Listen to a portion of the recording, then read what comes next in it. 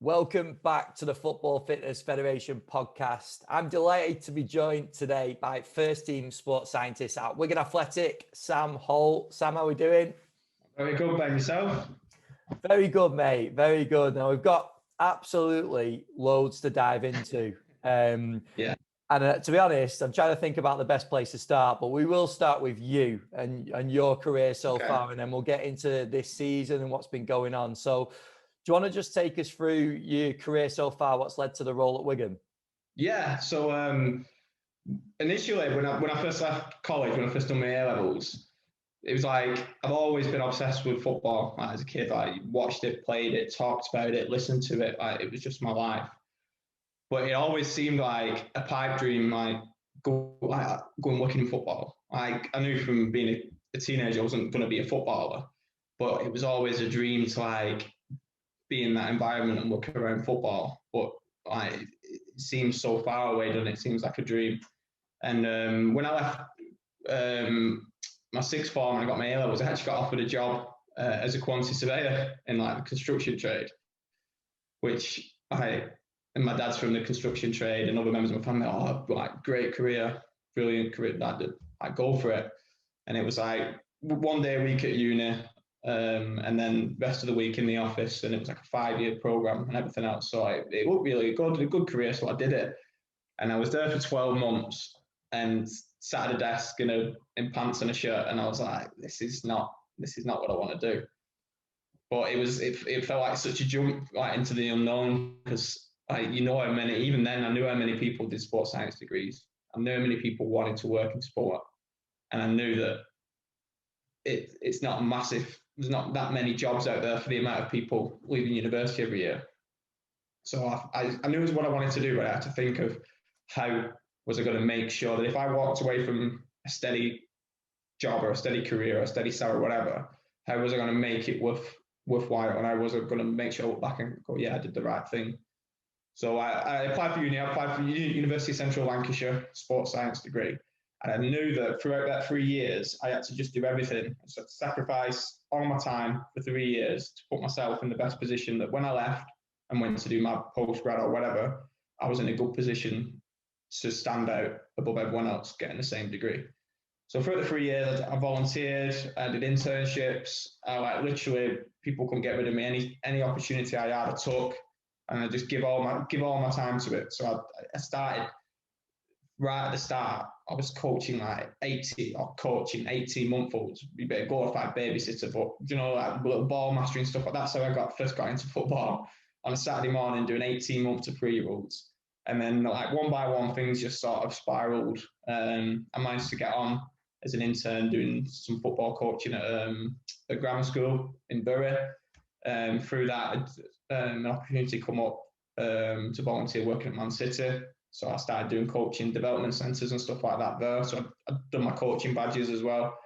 And then as I progressed through my degree, I started to become more sort of technical and interested in the sports science and the strength and conditioning side of stuff. And I started to go and do workshops and courses and stuff like that. That's when windows started to open up a little bit more in terms of, first of all, I did personal training. And then a colleague I worked with at the grammar school in Bury had got a job at another school down in Cheshire, and they was looking for a strength and conditioning coach. So all them sort of experiences, I was still volunteering at City and doing bits here at City. I'd managed to work up to being at the academy there, working with like select teams. And then I started to get some paid work in the last year at uni at this school as a strength and conditioning coach. So I was just trying to like build my CV and my network the best that I could. And then when I graduated, I enrolled on the Masters in Football Science and Rehab at UCLan under Mark Beather, who's the course leader there.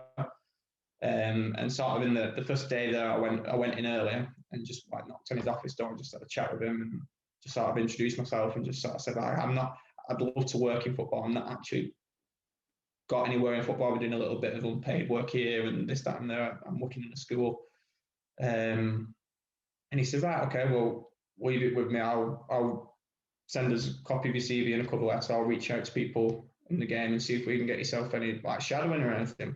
So I was like, brilliant. So then within a week, I got a phone call from Dave Billows, who was the head fitness coach at Wigan. And he just said, "Do you want to come in for a chat?" So I was like, "Yeah, do I?" So he said, "I'll come up to Exton tomorrow." So when he said Exton, I thought that's the first. I knew that the first team training ground was there. So I thought I could be helping out with the first team here. So I went up and met him the next day, and just went from there. I started the day after. I went in unpaid at first, and then they put me on like an intern. Within a couple of weeks, they put me on like an internship contract. It was like £100 a week or something like that. And then luckily enough, as things transpired a few months later, they offered me a full-time role working for the first team. So I first went in there at the start of last season. I think it was September 2019.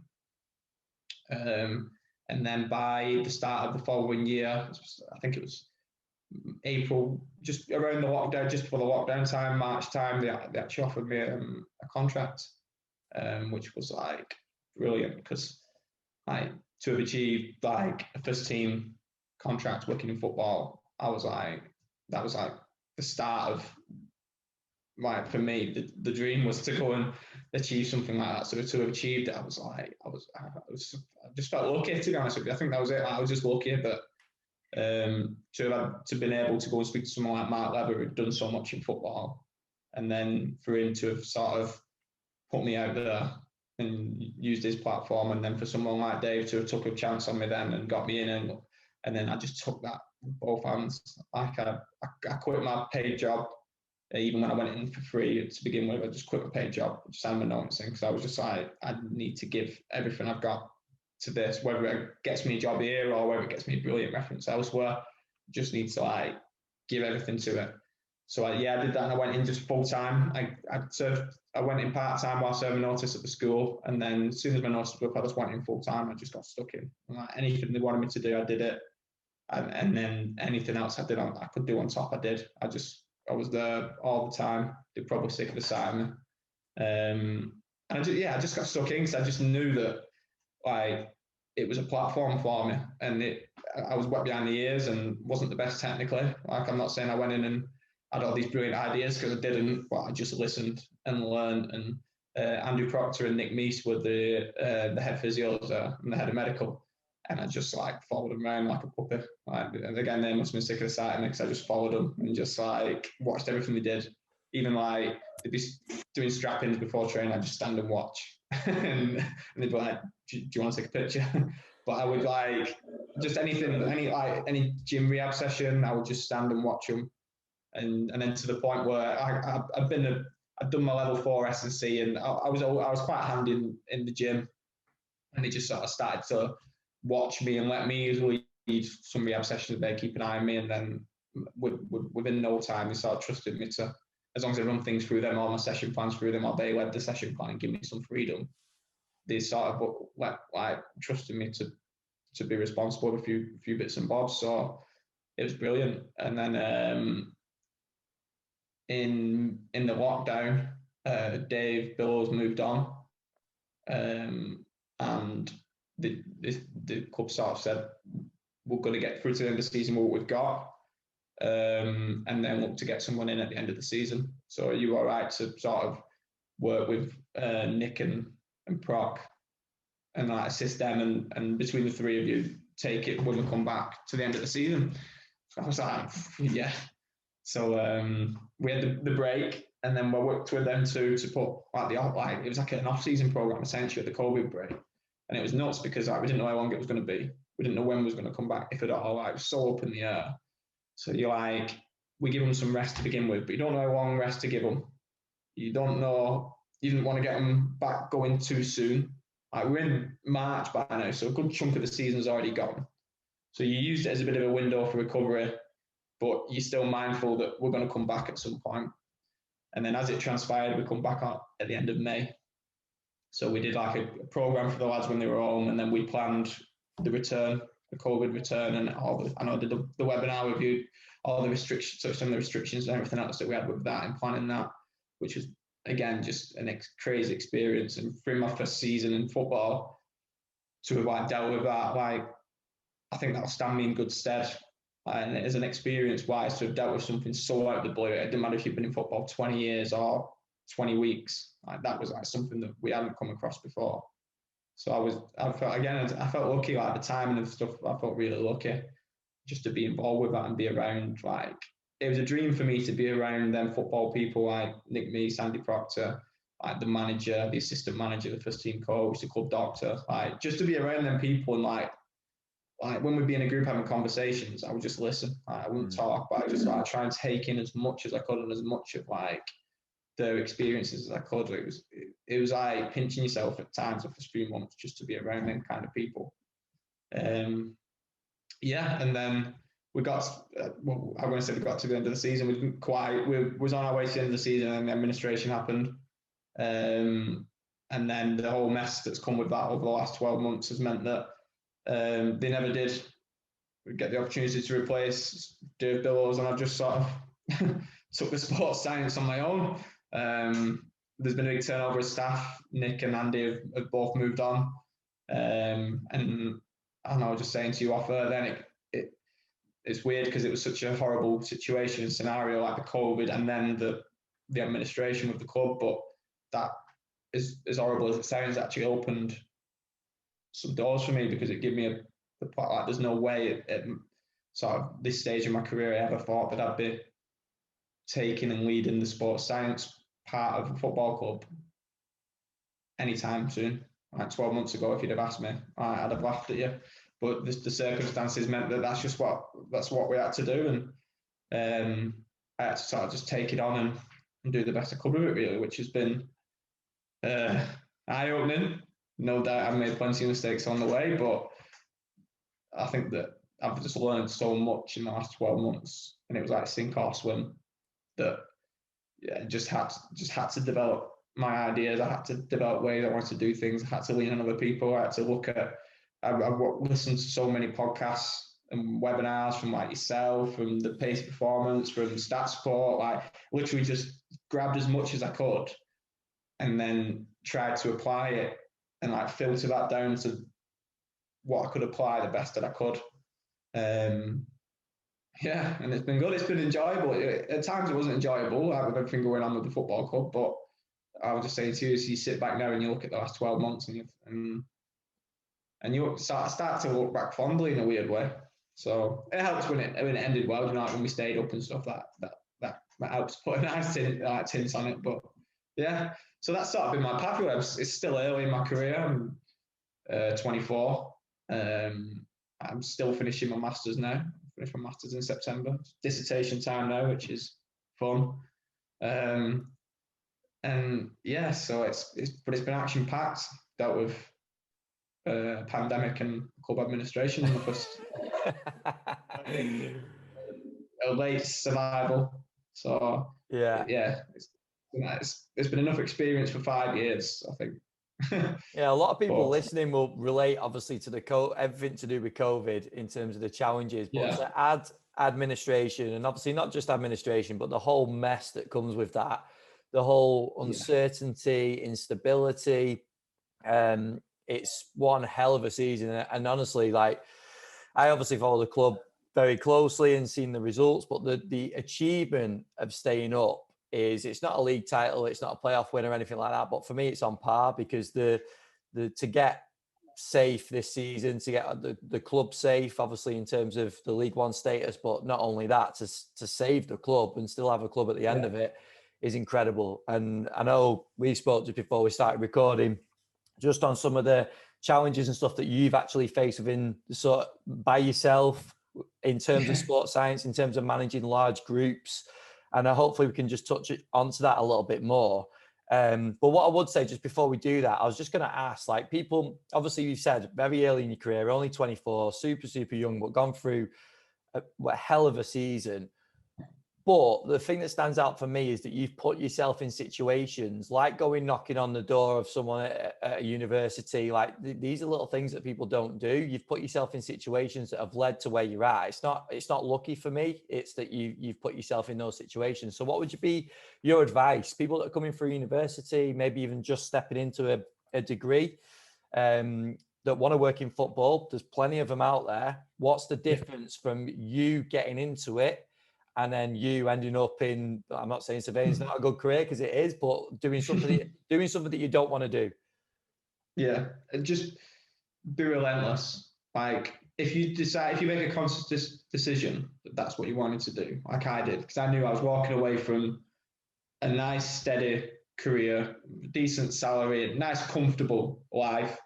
Like I said, I had family members who were in that industry, and like when I had to come home and tell like my dad that I'd handed my notice in and I was going to uni to do sports science, it was like, right, like it sounded like I was just bunking off to go to university. It wasn't that at all. Like I knew, like I lived at home. I worked throughout. Like I was just so fixed on. I'm not saying everyone has to do that. Some people want to go and enjoy their lifestyle and everything else, but that just wasn't me. And I was going to get the degree and the opportunities to move forward, and I was so relentless around that the whole time. And like, I didn't always enjoy university. I wasn't always the most studious. I still not. Like Mark will tell you, like he has to chase me sometimes for bits of work and stuff like that, and I'm having to apologise. And I'm not always the most learned, but I knew where I wanted to get to, and I knew that by hook or by crook, I was going to put myself in positions to open up to that,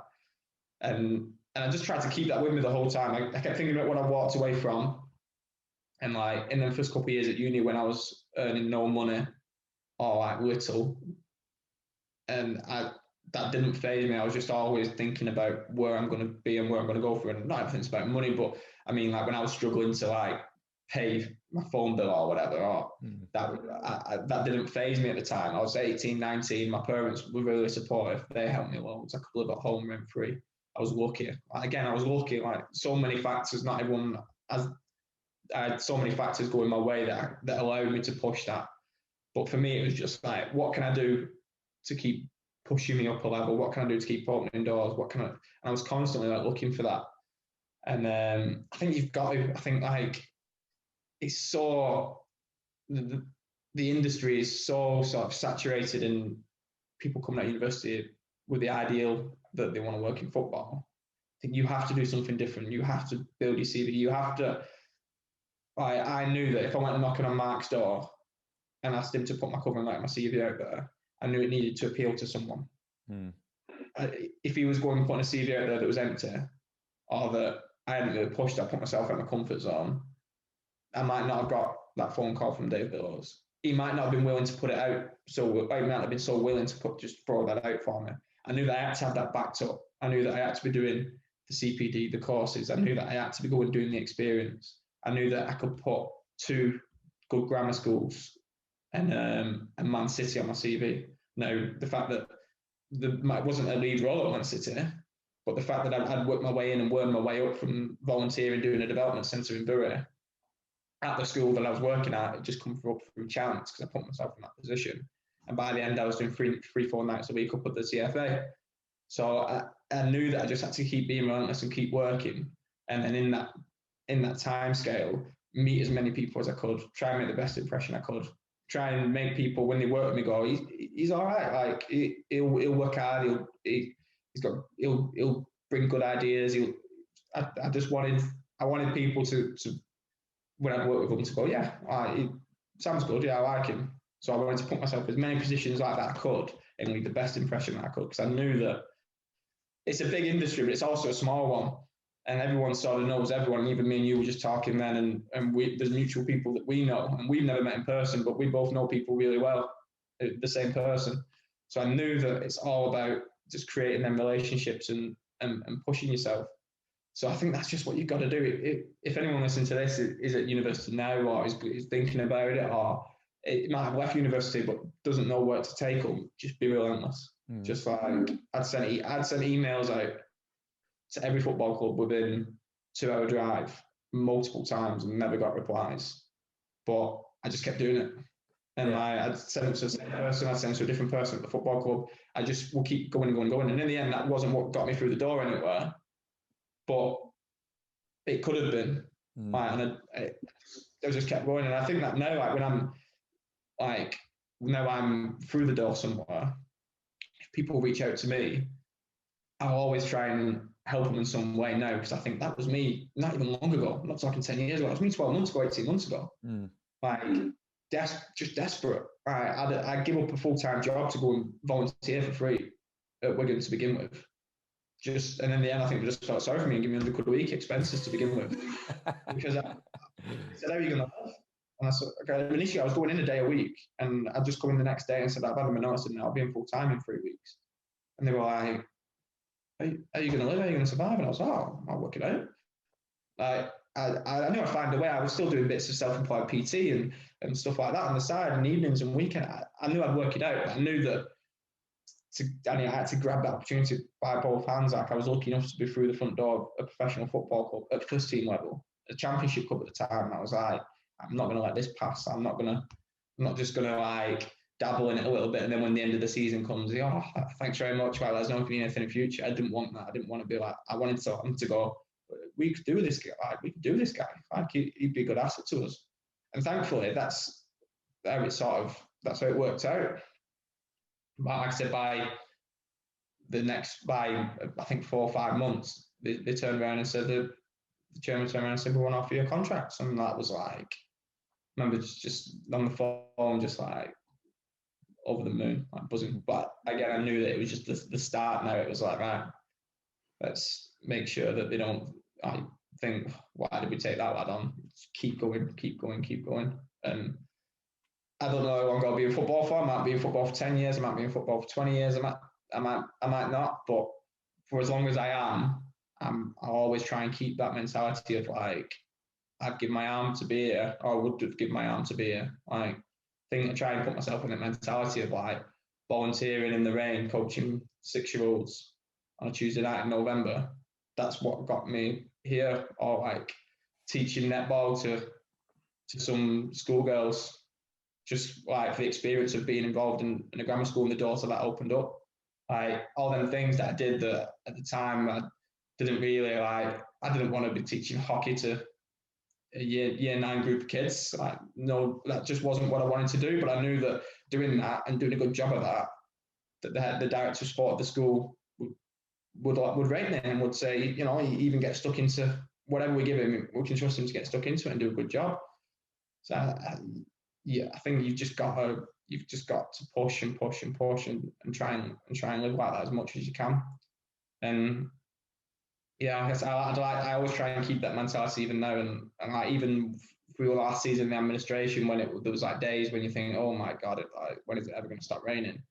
You still think, well, you know what? If I went and picked someone like me up who was in the position I was 18 months ago and said, you want to come and do this job? They'd go, yeah, too, right? It'd be a dream come true for them. So all of a sudden now, why am I feeling sorry for myself here because of the situation the club's in? It's still my dream job. I'm still in a job in football, which so many people would kill to be in. Enjoy it and make the most of it and do your best. So I think that's helped me a lot, and that will continue to drive me. It's just that I think about all the people who would give anything to be in my position now. And I think of everything that I've done to make myself in this position. And that spurs me on a lot. I think you use the word relentless. No, it's good. It's good. No, the advice for people is really important, because I think it's good to hear your story and your journey. But as just said, like, you use the word that's relevant here is being relentless.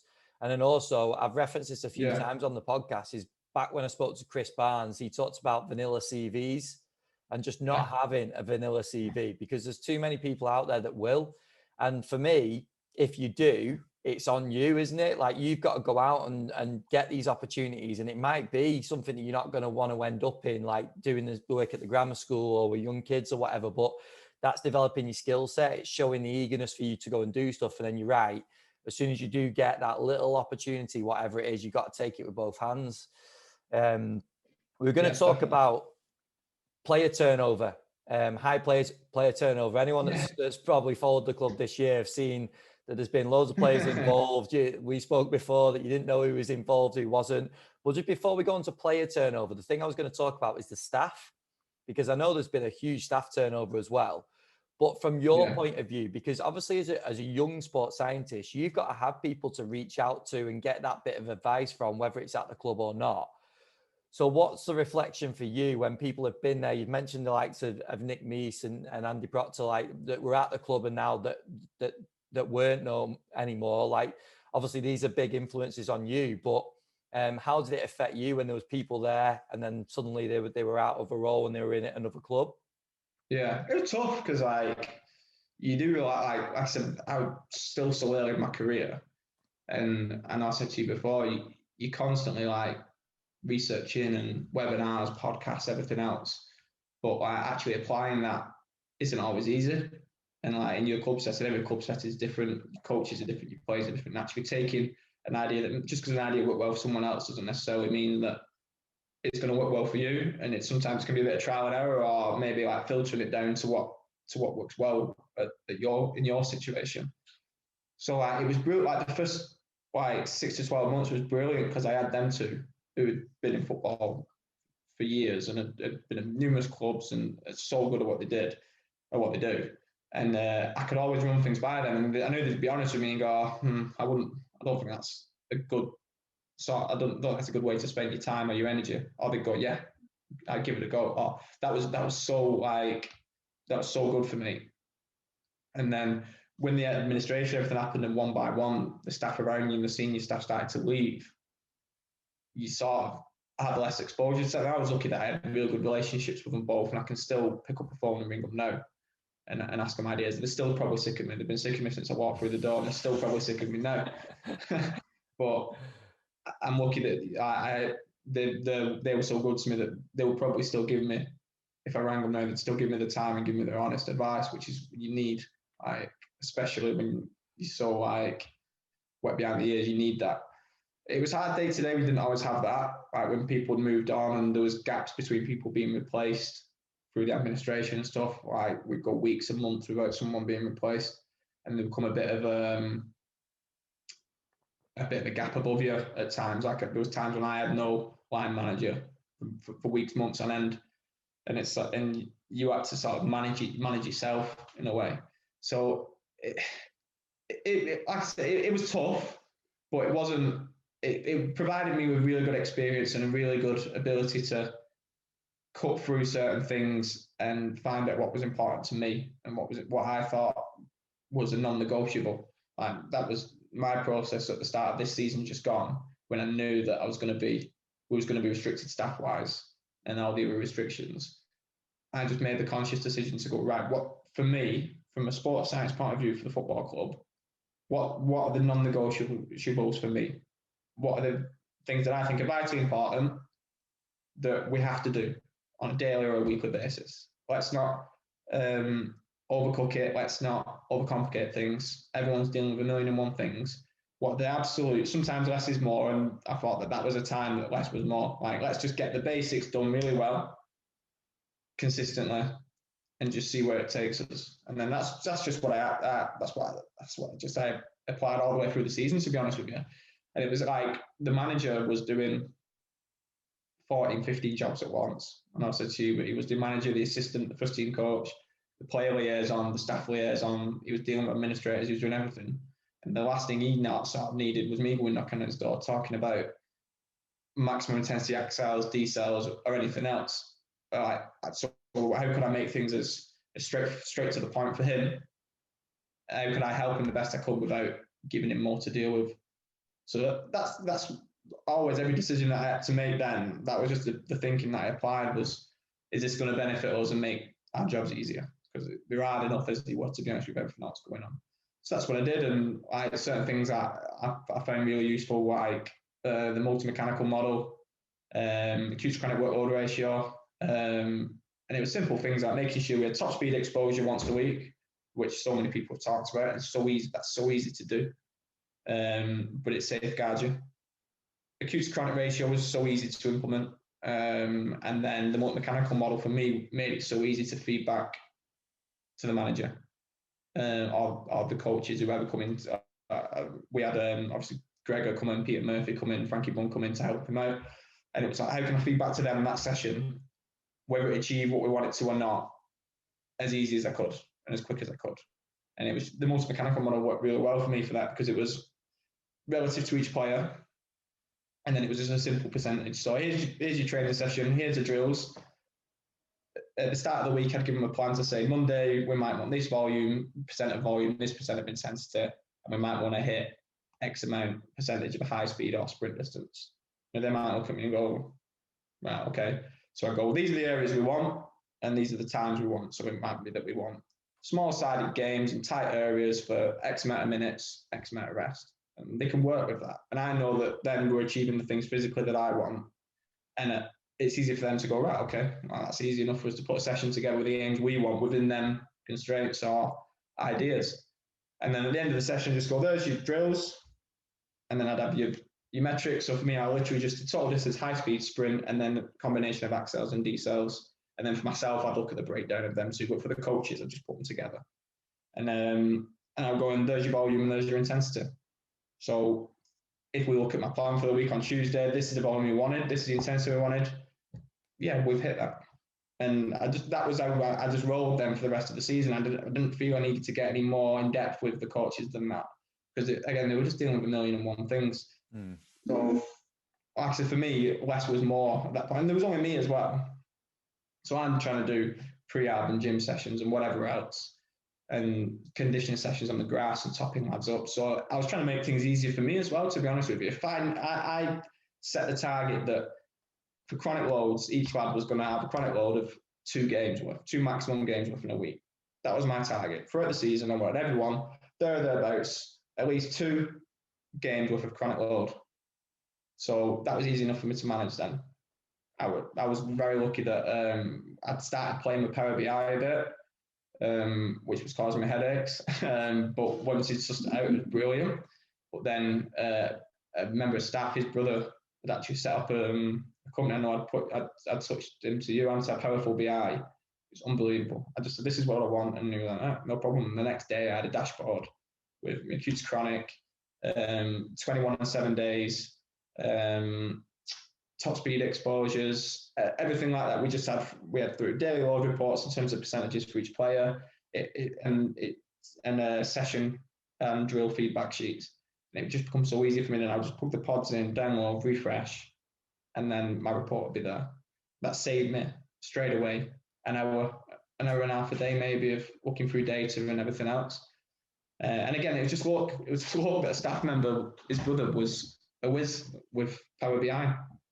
Was trying to get in sport. At the time, he just started working with Preston, with Tom and Luke there.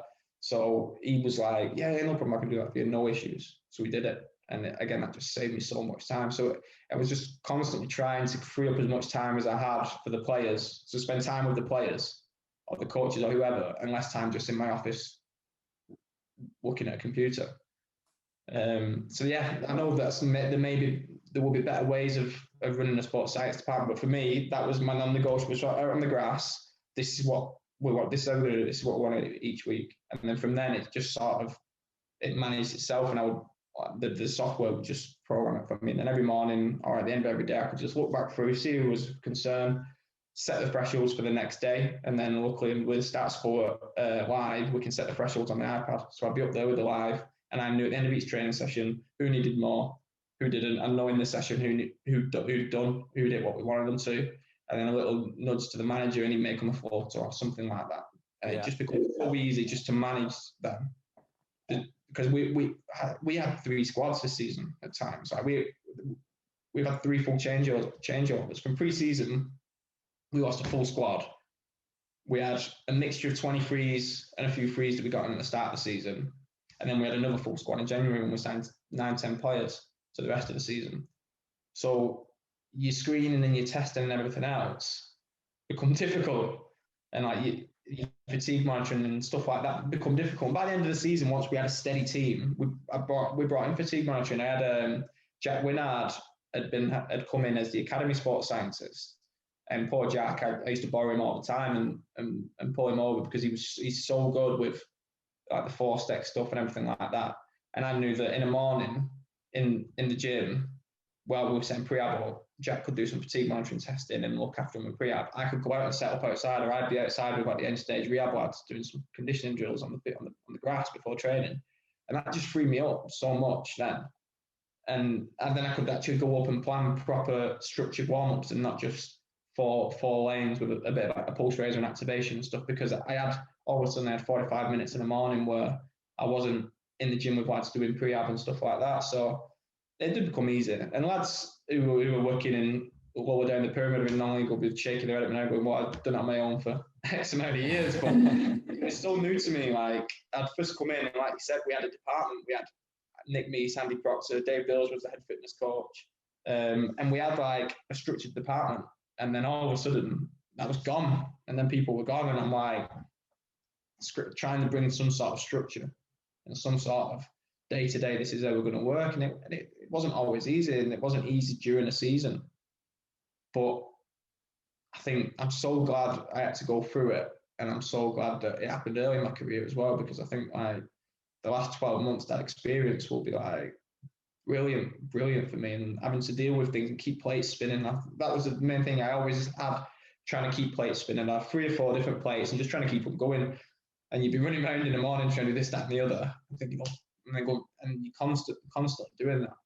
But like I said, no matter how like challenging it was, and it was always challenging, but in a good way. It was my dream job, and like I was going to say I wouldn't change anything, but probably would. I probably would. But I mean, like the fact of the matter is, I was doing the job that I'd 4 or 5 years ago, I'd quit a career at 18, because this is what I wanted to do, and I was doing it. So again, that mindset of that relentlessness and that grab hold of this opportunity, that was what constantly like made me enjoy it in a way.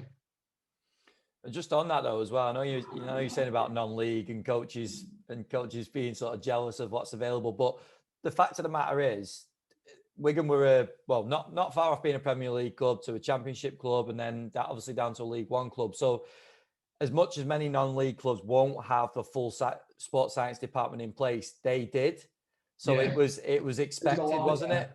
It was expected from staff, but it was also expected from players. So it wasn't as if you could go in there and run it like you would in a part-time environment. It had to be a full-time program. So I thought that was just important to bring up. But then the other thing as well, I think it'll be good now to touch on lessons, but also how you look going forward, because hopefully next year there's not going to be fingers crossed, COVID restrictions will be minimal, hopefully. Hopefully administration is now in the past. So looking forward, and I know there is no ideal world. I wrote down ideal world on my paper, and I thought every coach is going to hate that, because like there is no ideal world. But looking forward, what do you think are some things that you can do to progress the program? What do you think are some of the lessons you're going to carry forward as well? I think for me, like the difficult thing was that because of the circumstances, because of the COVID thing was massive as well. I didn't really touch on that then, but we couldn't use the gym for months of the season at the training rooms. It wasn't big enough. So we were lucky that we had another facility, which was 5 minutes around the corner, which was a big indoor.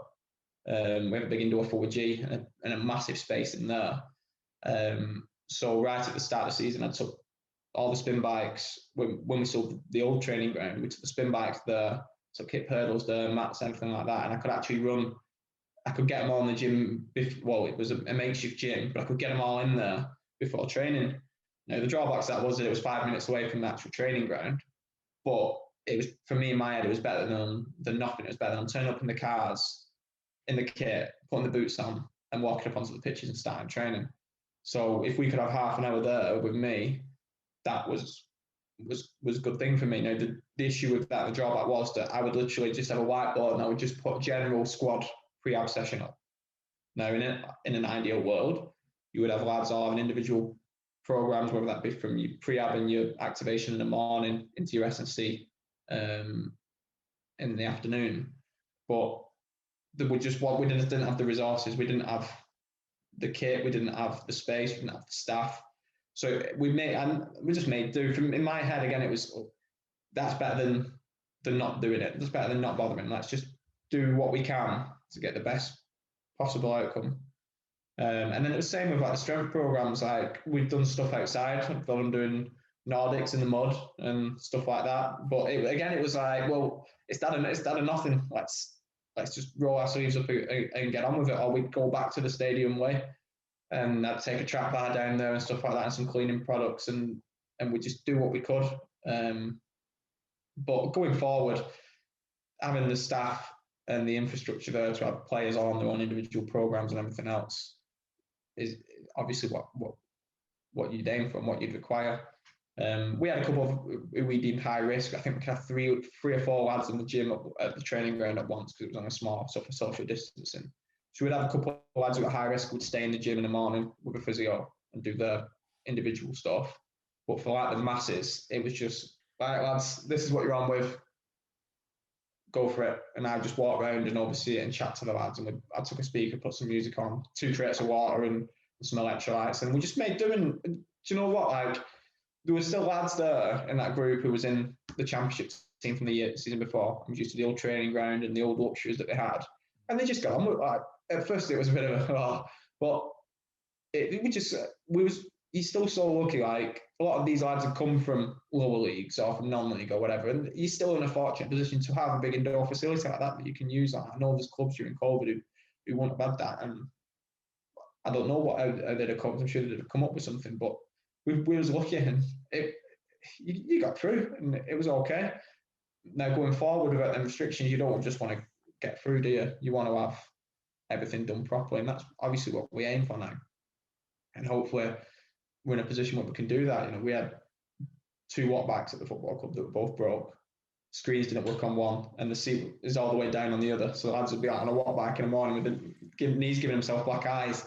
And it was like, it was funny though. Like, if you didn't laugh, you'd cry because you couldn't do like a structured walk bike session with a rehab lad because the screen just didn't work. So you'd have to just do it on times, and like you just start like to think on your feet. It's not like, again, a lot of clubs wouldn't have had walk bikes. Like, we were just lucky that we'd always had 2 walk bikes, all the things we'd had, we now didn't. And you just all of a sudden you still had 6 or 7 lads there from last year who were used to it, and a few staff who were used to it. And you all of a sudden you start to ground yourself and go, right, well, this is how it is now.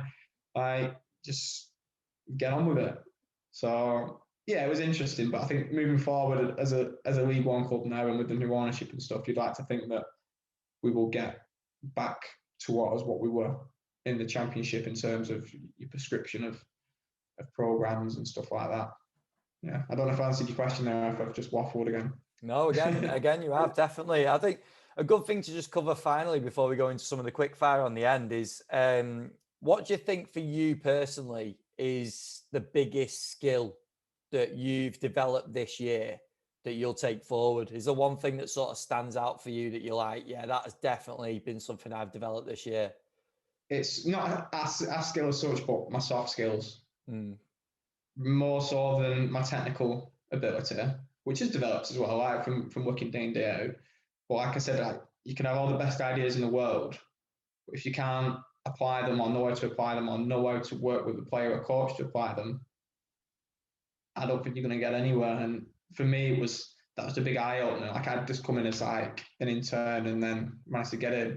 And this season I had to have difficult conversations with players at times and manage players and wrestle them out the dressing room when they're sat on the phone to come in and do some stuff in the gym and get buy-in from them. And like, I think that's what's developed most for me as a practitioner is getting buy-in from the lads. And I'd like to think we got there. Again, though, we had 3 groups of players, so we had to get there 3 times. 3 different groups. Got you practicing. At the start of the season, we managed to get all the lads in, doing everything in the gym and buying into everything. And then they all left. And to be fair, that middle group, which were all 23s and 18s, were brilliant because they were young lads. They'd done it and they were so easy to manage. And then you had the influx of pros again in January. We started again with, and we got into again. And again, they were brilliant. Like, we had some really good pros come in who were like superb. And on the whole, they were easy to manage. Like, it was easy for me. I mean, I'm not daft. I know that it could have been easy for some of the lads to just pipe me off in a sense because I was young or I'd not been around long or whatever else, but they didn't. And whether that was me managing them well, which I might tell myself, or whether that was them just being good pros and knowing that they had to muck in and do what was expected more likely probably. But yeah, I think that's definitely, and again, like working with the coaches and the manager, like I said, the manager was doing so many jobs at once and running the club single-handedly for a long period of the time. The last thing he needed was me saying such and such is on restricted training today. Or it was like, how can I work with him to get what he wants out of the session? Because he's got 18 lads up there, or some days we had 11 lads training, some days we had 24. Like there was no consistency in terms of the circumstance because lads were coming and going all the time. And he just had to think on it, like just had to deal with that. And then the last thing he needs is me can go, oh yeah, he can only do this or he can only do that. It's how could I then meet him in the middle and go, well, like I said, he's probably for the week he's cooked, he's set. He can be and the gaffer would go, oh, will you be a floater then? And it was like we just meet in the middle. And luckily, again, it was lucky that the man in charge was in and not somebody else who might make things difficult for everyone. So, but yeah, I think definitely. I think you don't learn that at university. You don't learn that in your courses as much. The actual dealing with people. If you can't deal with people and different people, everyone's different. Some people might need you to go and wrestle them out of the gym. Yeah. Take the phone off them. Or go in and take the ping pong table off the ping pong ball off the table and put it in your pocket until they've been in the gym. But some of them will just react badly to that, and it's that sort of knowing who to put. It's picking your battles, I suppose, isn't it? And I think I've grown better with that. When I've first gone in and you have all these ideas and you think everyone should do what you say, you soon get found out and told where to go. And I think it's I think we all, as sports scientists or SSC or whatever, we all think we have these brilliant ideas and this brilliant education, everything dead sophisticated and fancy, but sometimes just to put it to what I like, just do the basics and just to appeal to people and get them to buy into what you're trying to do. And if that's something dead simple and dead basic, it's better than nothing. Like for me, if putting a dead easy, dead simple pre-ab workout on the board in the morning at the indoor 4G, got 22 lads that are doing it, that was better for me than trying to overcomplicate things and make life for myself and for other people difficult, because we just didn't have the time, we didn't have the people, we didn't have the structure. So yeah, that's been the biggest learning. I think in the first 6-12 months, I grew on loads technically. And then in the last 12 months, it was all soft skills. So it was all like, how do I apply that and get people to buy into that? And like I said, I like to think that I got a lot better at that. And I like to think that people did start to go, to listen or to do what I was asking them to. But you never know. Everyone has a plan until they get punched in the face. Exactly. And I've been punched in the face a bit this season, trust me. Quality, mate. That was a really, really good insight into this year. But we'll just go into some of the questions that we finished the podcast with now. So first one being some of the biggest influences on your short career so far. Well, I wouldn't be in it if it wasn't for Mark Leather, who teaches on my masters. And like the content of the course and the guest speakers had in, like the Chris Barnes and people like that come in and spoke. That's been brilliant for me. Nick Neese, Andy Proctor, I could talk about them all day. The club doctor, Jonathan Tobin, and then the manager as well, Liam Richardson. Like I said, he's kept the club going. It's been unbelievable. There's probably other people in there that I've missed or be annoyed at me, but like, off the top of my head, the big five that have sort of shaped where I am. I mean, like Simon Williams as well, who I worked with at City, who was the director of sport of Bury Grammar. I went working with him there. He got me on at City doing bits and bobs. He then moved to this other school, took me there with him. So in the early stages of my career, if it wasn't for him, I never would have probably got in the door at Wigan either. So yeah, I'd say him as well. Even though he doesn't work in football now, he's just with the schools. It's still like without him, I wouldn't be anywhere near like making the roads that I'm trying to make now. So yeah, I think it's hard, isn't it? Because there's so many people that you lean on and have helped you out. And I'm like racking my brain. I think I'm definitely forgetting someone and someone's going to be annoyed at me. But yeah, they've been massive for me, them people. Brilliant. And the next one, what would you say your biggest strength is as a practitioner? I don't know. That's an hard one, isn't it? I like to think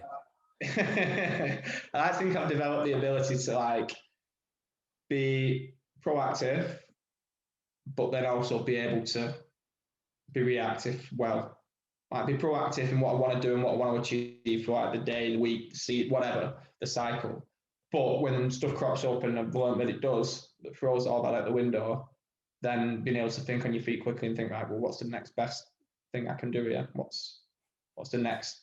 You know what I mean? Because everyone who works in this job will know that so much will crop up in a day that scuppers your plans. Right? That's why there is no ideal world. Is like, say you want to do this and that, and then something will just happen, and you go, right. And I think being able to deal with that has been massive for me. Like in this season and these circumstances as well. I mean, like some of the stuff that's cropped up in the last 12 months at this football club has been like incredible. Like people never know like some of the things that some people at the club have had to deal with. Like I've been sheltered really, but it does work its way down.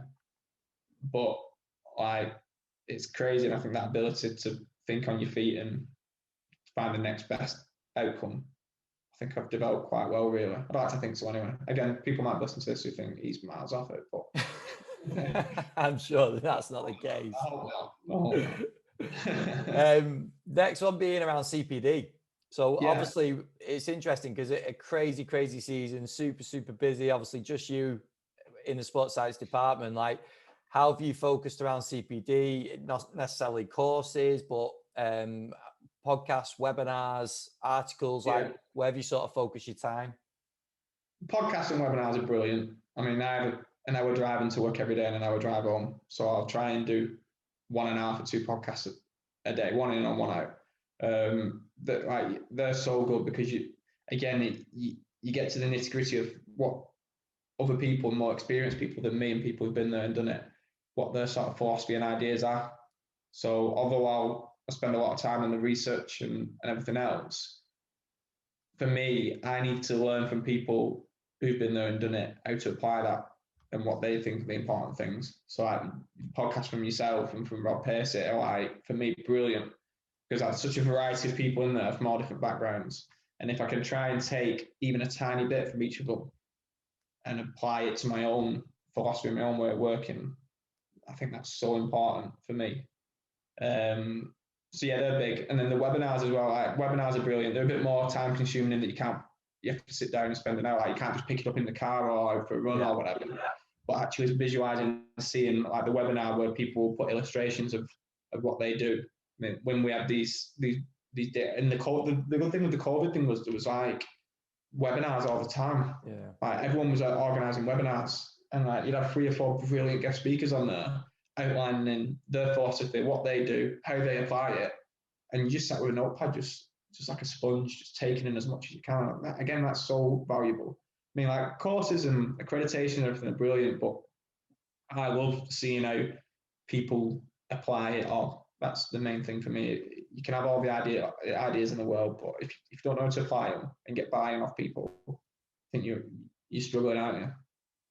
Is there any specifics that jump out? And I'm not after a shout out here, but in terms of guests or anything, it might be ours, it might be Rob's, it might be webinars that you've listened to, just to give people a bit of an insight into maybe where you've taken the most from. Is there anyone that you sort of think of straight away in terms of a guest or a topic that you were like, yeah, that was really good for me? For me, I remember when I first started my masters, before I'd gone in at Wigan, the first speaker that come in was Chris Barnes. And that for me set the whole foundation of everything that I do really going forward in terms of how we meet in the demands of a match in training. Is it relative to the player? How we meet in maximal intensity periods? Then sort of things are what I've built everything else on. Like in my head, I've always straight away then everything's relative to the player. Are we matching in maximal intensity periods? Are we matching the volume of the game? And all of that sort of. And I liked his journey from how he was from university and he built a lab, and then quickly realized, that's what I'm saying about applying things, quickly realized that a lab wasn't what they needed. They needed something functional. And that was like the big one for me. And he's got quite a few webinars and out there with different people that are all worth listening to for me, even if some of them overlap and are similar. I think from him, he was one of the first sports scientists, really. Yeah. And here and the fact that he's still in the game now, and to hear his sort of evolution from his thinking back then to now, I think is is really insightful. And I think anyone like, even if you're just getting started, that for me was like what really opened my eyes to sports science in like first team football. Because before that, like I was so wet behind the ears and new to it. I'm so glad I listened to him speak personally and then watched his webinars before I went in at Wigan. Yeah, and class. then could apply that stuff. So yeah, I think he's really good. And then what do you think about one of the most important traits for a coach to have to be effective with players?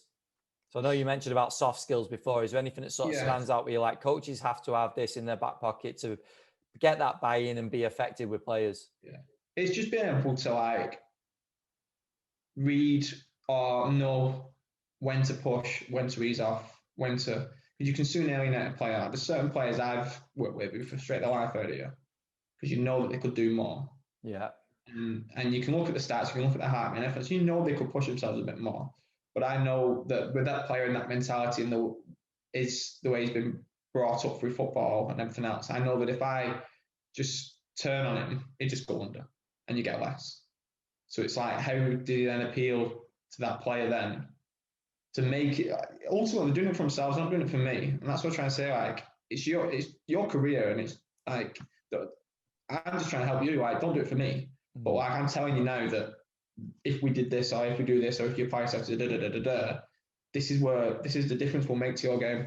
So you can talk about like strength power ratios or whatever you want to talk about, or maximal aerobic speeds or top speeds or whatever you want to talk about, whatever it is, you know that if it's ultimately benefiting them and their game and ultimately their career, then that's what we're doing it for. And I think if you can get that through to them, again, whatever it is, and if it's a lad coming back from injury who's coasting, or that you're having to battle with all the time, who's at end stage now, or if it's a lad in the squad and every time you do testing, is at the back.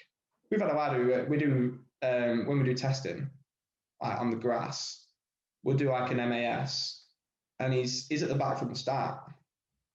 And that isn't a fitness issue to me. That's a mindset issue, and it's how do you break through that then? Because like we know that if 800 meters in he started to blow up, but in that first 800 meters he's near the front, we know that it's a fitness issue. But when he's a relatively fit lad and he's right behind right at the start, that's when you're thinking, well, there's something else at play that we need to work with. And I think it's important to see them differences, isn't it? And not just treat, well, he's unfit, running more. Yeah. Let's just try and build a bridge here and see if we can get through to him another way. I think that's, yeah, I've learned that because that would have been my approach maybe at the start is, look how bad he's doing. He's not fit enough. When really, well, let's just hold on a minute. And like we've had lads come in who you start to see certain things where like I had the same lad who would never notice him take caffeine ever. And in a week he'd come to my office asking for a caffeine shot twice. And it's like things like that you go, well, let's just have a conversation. Like, is everything what's it like at home? And then all of a sudden they open up and tell you that they're in this issue or that issue at home and they're not sleeping and this, that, and the other. And I think like rather than just go, yeah, no worries, or I think sometimes it's knowing when to delve a little deeper or when to just take it at face value. Yeah.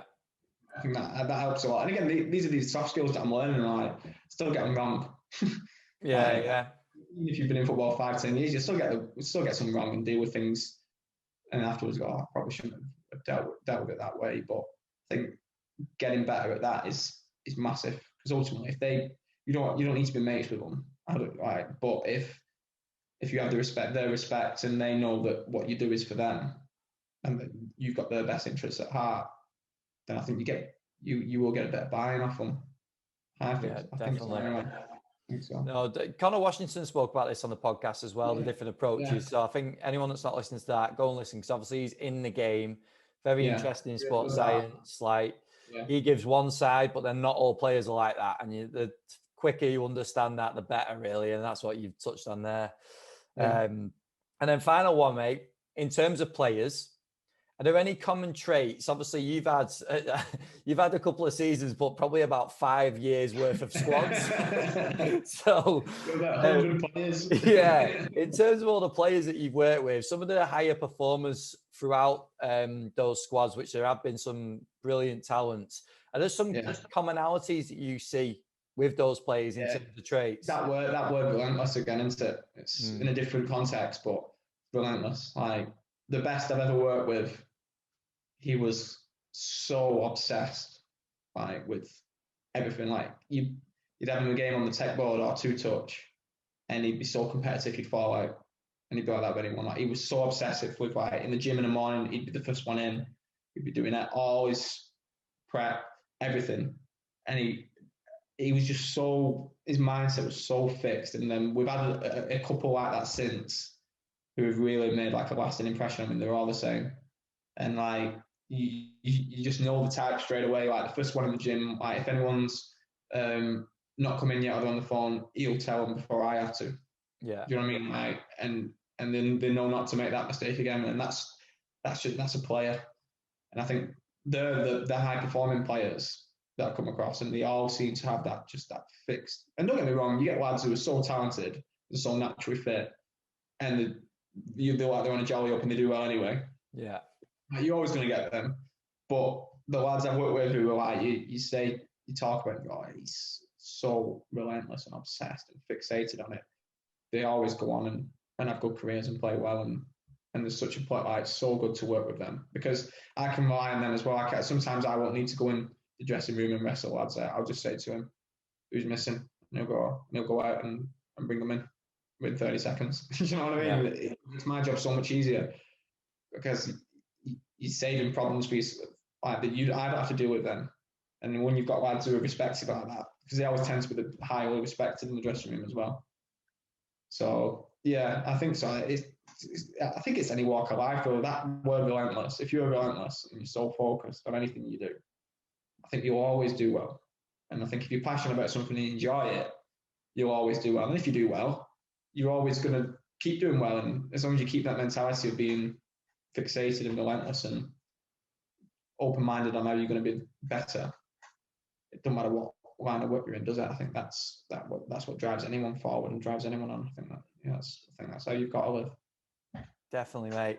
Well, this has been superb, Sam. Like the sort of the detail you've gone into through a real challenging season has been superb. But congratulations again on obviously securing the League One status, because it's been a really good season to follow. But I know there's been loads of challenges along the way, and I look forward to following next year as well. Just before we wrap up, mate, do you want to just give your Twitter handle or wherever you want to direct people in terms of getting in contact if they've got questions or anything? Yeah, one sec. I'll check myself because I don't know it. Hold on. It's Sam Holty1 on Twitter. Perfect. And I'm on LinkedIn and everything else as well. So anyone, honestly, like for me, everything's just me learning. So even if someone want to reach out and go, why'd you do it like that? Would this not be better? I'm sure there's people listening to this who are much longer in the tooth than me who are thinking you'd be better off or whatever. Like one thing I'm not is touchy. I'm learning as I go. So any input is, and it's been brilliant to be on. Like my imposter syndrome scared me off a little bit the last couple of times you've asked. Punch this time and put myself out there. Why not? 100%, mate. It's been absolutely quality. So, and you're welcome on any time. We'll have to definitely have another catch up at some point. Yeah, that'd be good. But yeah, best of luck for next season, mate. Going into pre-season and the new season, and we'll stay in touch. Cheers, Ben. Thank you very much.